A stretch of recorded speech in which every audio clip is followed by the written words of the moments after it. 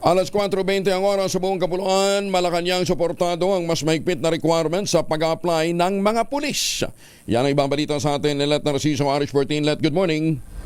Sang-ayon ang palasyo na higpitan ang requirements sa mga gustong pumasok sa Philippine National Police.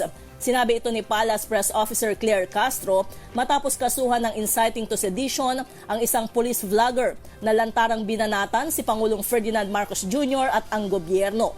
Ayon kay Castro, noon pa naman ay istrikto ang pambansang pulisya sa pagtanggap ng mga aplikasyon sa pagpupulis.